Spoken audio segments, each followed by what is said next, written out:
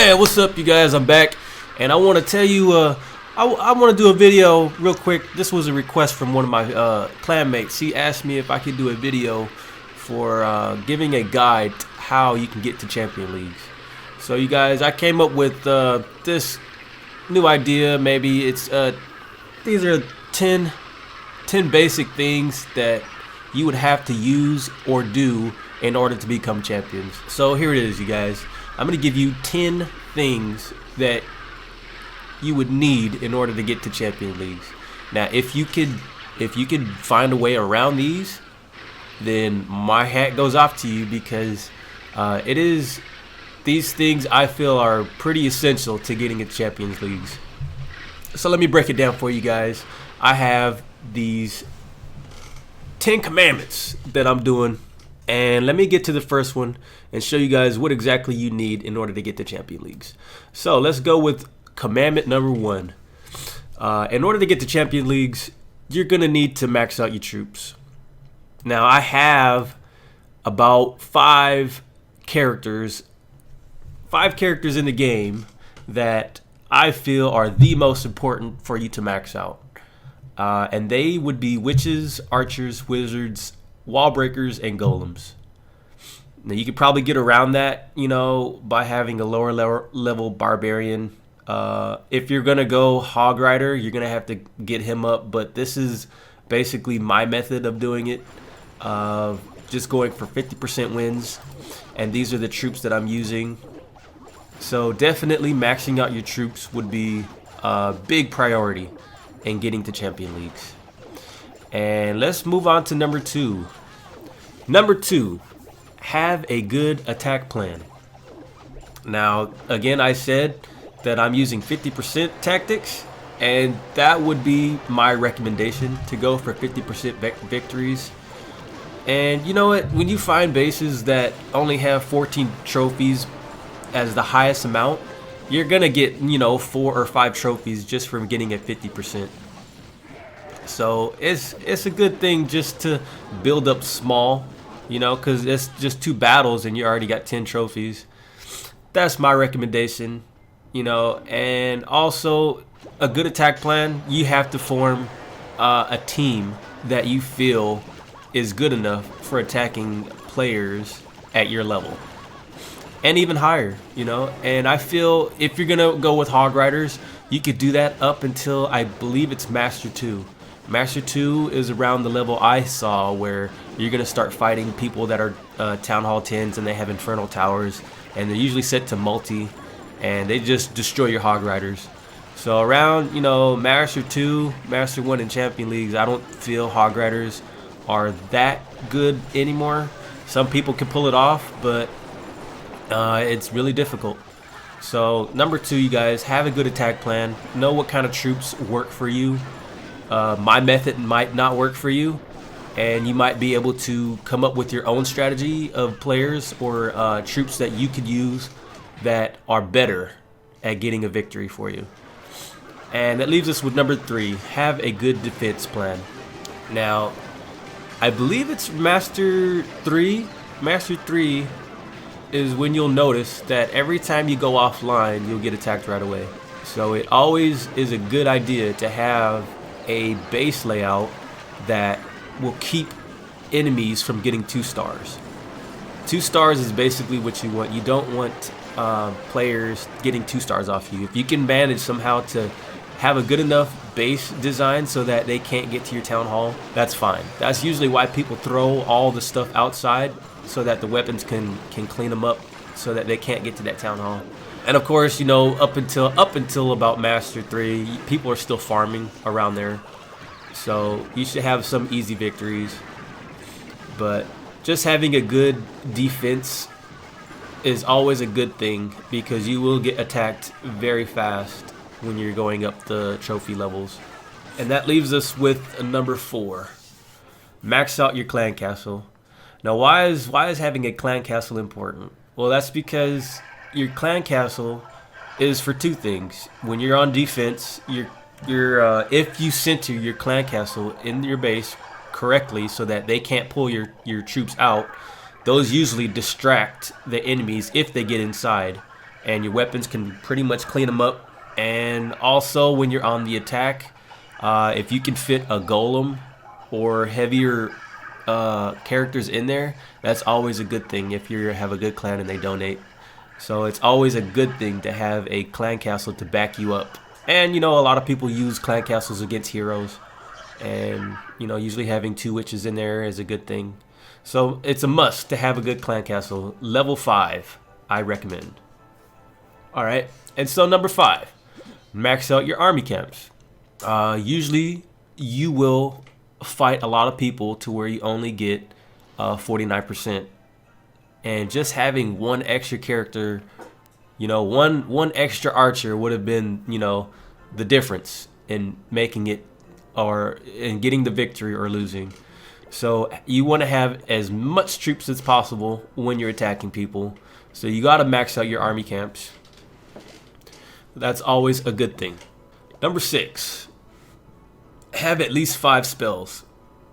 Now, I can't stress this enough how important spells are in the game. They're usually the turning points. Depending on if you lose or win, if you watch the replays, you'll notice that it could have been because of a misplaced spell or the timing of when you're putting your spells down. That's usually why you will lose a victory, is because of spells. And what types of spells are also important.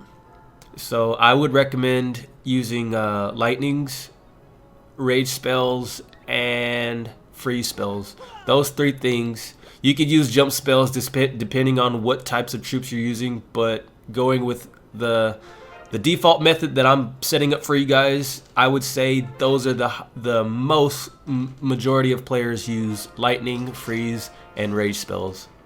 So, you know, maxing out those and having those types of spells are usually the default of what players use. And let's go on to number 7. Have at least level 10 heroes.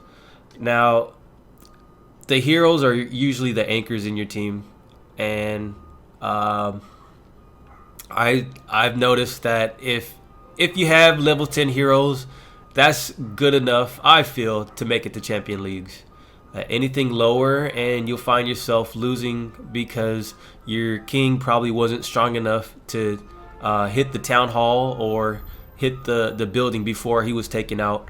So I've just noticed that level 10 heroes are usually the minimum, I would say, of using. You could probably have, if you're lucky, you could probably come up with a team, you know, that won't require using heroes. But usually on defense, I would say, you know, a level 10 queen is really good. So that's just my recommendation. Having level 10 heroes if you're going to champion leagues. That's my minimum. And that goes with leaves us for number 8.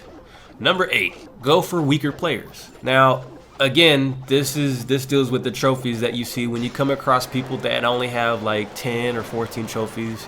I would still say go for those, because even when you go for bases that look like you could win, you might lose. It's always unpredictable how your units are gonna move, unless you know exactly how your characters are, how they maneuver.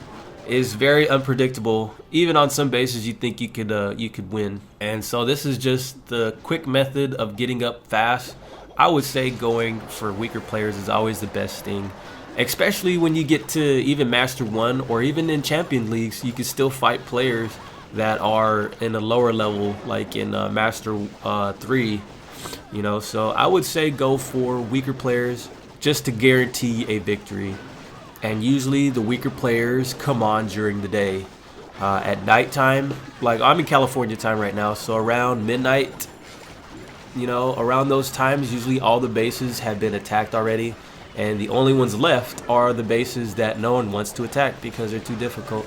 So a good time to get on when players are out of their shield is around, you know, the mornings, I would say, to afternoons. Those are good times for you to get in and to engage in players and engage in battles. So that's always a good default step to take. Go for weaker players, and you will come across a lot of those during those hours. Number 9, take out the clan castle troops and enemy heroes if it's accessible. Now, skipping through bases, you will find a lot of players that leave their clan castles in an easy position for you to get to. And their heroes too. They'll have the heroes walking around the outside. So it's always a good idea to pull clan castle troops and heroes so that you can take them out and you won't have to worry about those. I might be doing a video later of how to take out clan castle troops and heroes very easily. And even if they're maxed out, you could even fight level 40 heroes, and take them out with just witches or with just barbarians and archers. So I might do that in another video. But you can see I'm doing my method here of just taking them out by pulling them and leading them into a corner so that they're away from weapons. You could take them out and you won't have to worry about them, and they won't get in your way when you're getting the 50% victory, if that's the strategy you're going for, that I recommend. So there's always a must. Make sure you take out those heroes. And that leaves us with number 10. Learn when to fight and when to pass. Again, only going for weaker bases is my recommendation. But you guys, you will come across a lot of bases where, I don't know how to say this, but you're gonna come across a lot of bases where you're gonna try and think to yourself, okay, this is good enough, I'll just take this, But it's always better to get that extra. Just use those extra 5 skips, whatever it takes, to get to the base that has no heroes or that has that has already been attacked, and you don't have to worry about the clan castle troops in there. Or you might even find bases with no elixir in their expos. Always go for those easy wins, because your goal here is just to get to Champions League. You're not trying to prove anything. If you are, I by all means go for it, but usually in those cases you'll end up losing and hating yourself for not just trying to get something easier. There's no shame in doing that, I feel. So this is just an easy method for you guys to follow. 10 basic commandments, these basic steps to getting to Champions League. I feel these are the minimum things you would need. You could probably get to Champions Leagues on a level Town Hall 9, without Town Hall 10. But it might be a little bit more difficult. And I feel these basic things are things you will be needing to getting to Champions League. But even these small things right here could take a while for you to get. I understand that, but you guys, these are my requirements that you guys could follow.